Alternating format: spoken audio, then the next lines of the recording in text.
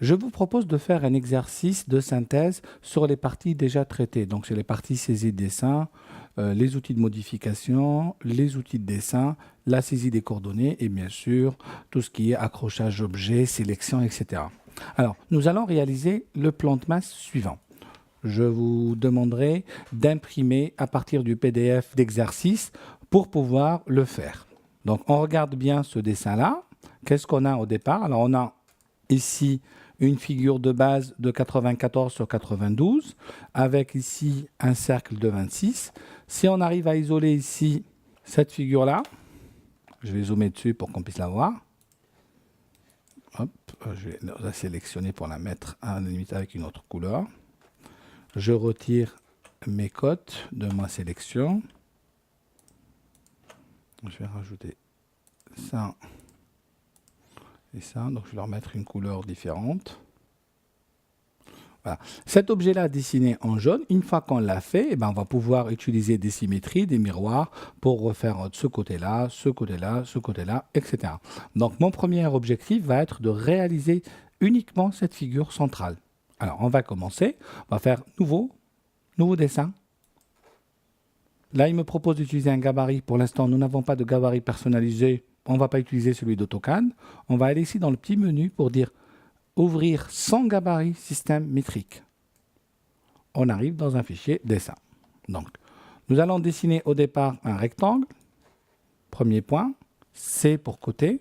Nous voulons un rectangle de 94 de largeur sur 92 de hauteur.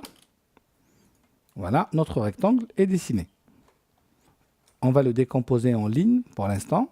Décomposer. Sur le côté droit, si vous regardez sur votre dessin, vous avez votre axe qui va venir à une distance de 10 et à une distance de 10 en bas. Je vais utiliser l'outil droite qu'on a déjà vu par décalage D, 10. Je clique sur ma ligne ici, je reclique sur celle-là, ici. À l'intersection des deux, j'ai un cercle ici qui fait un rayon de 26. À partir de là, je vais ajuster. Ajuster. Je choisis, vous voyez, j'ai fait une sélection par capture de gauche à droite pour sélectionner les deux lignes et le cercle uniquement. Je valide et j'ajuste ici ces éléments-là. Sur les 5 sommets, j'ai un raccord de 2. Donc, on va utiliser la commande raccord. R ici est égal à 0. Je vais faire ici avec la flèche, si je veux descendre jusqu'à rayon. 2, entrée. Je vais en faire plusieurs, donc je redescends ici pour prendre l'option multiple. Entre celui-là et celui-là, celui-là et celui-là, celui-là et celui-là, celui-là et celui-là, celui-là et celui-là. J'ai fini, je fais entrer. Donc voilà, on a dessiné notre figure de base. Cette figure de base, nous allons la décaler de 2 vers l'extérieur pour faire la largeur du trottoir. Donc ma distance de décalage est de 2. Sélection de l'objet à décaler, celui-là, celui-là, celui-là, celui-là. Alors les puristes auraient pu me dire, mais on aurait pu tout décaler d'un coup. Oui, il aurait fallu utiliser la commande Edit Polyline, transformer notre figure de base en polyline et décaler tout le reste. Pourquoi pas? Cette figure de base ici, on va lui faire un miroir. Choix de l'objet, celui-là. Je valide. Je pars de ce point-là. Ortho est activé. Je clique ici. Je valide ici. Entrée.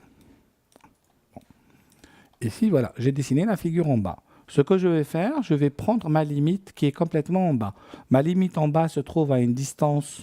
Si j'additionne la largeur de la parcelle de 27 décalée de 3, 30 plus 10, ça fait 40. Nous allons prendre un décalage de 45. Je n'ai pas besoin d'être précis parce que c'est la limite du papier tout simplement.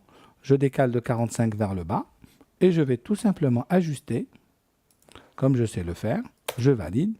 On a vu maintenant qu'on pouvait faire des fenêtres par capture et j'ai sélectionné par capture. Je supprime mon objet. Alors, on va se faire un étirement pour le plaisir parce qu'on peut faire autrement. Donc, je vais étirer. Choix des objets ici, je valide, mon point de base ici, mon point d'arrivée là.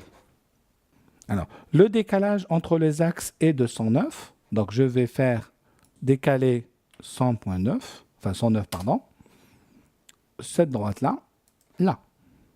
À partir de là, je me refais un miroir, ici, le point d'accrochage ici, de là, j'enlève l'accrochage objet, et voilà. Je peux aussi refaire mon miroir ici, sur mes deux entités. Je ne peux pas encore le faire parce qu'on n'a pas encore défini l'axe du haut. Donc l'axe du haut se trouve à une distance de 107. Donc décaler 107, choix de l'objet vers le haut. À partir de là, on peut faire un miroir.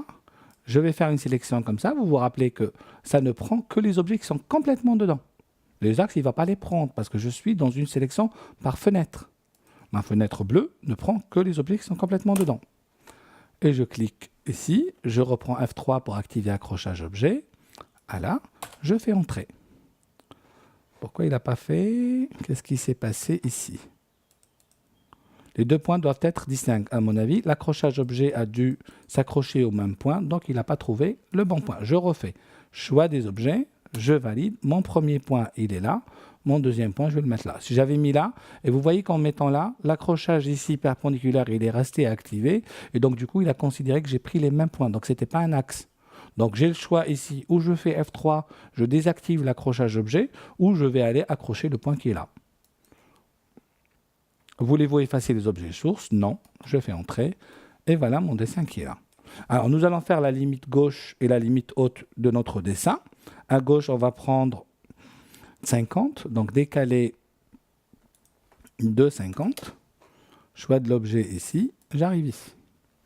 Décaler, encore une fois, de 30. Ici. Et je vous laisse ajuster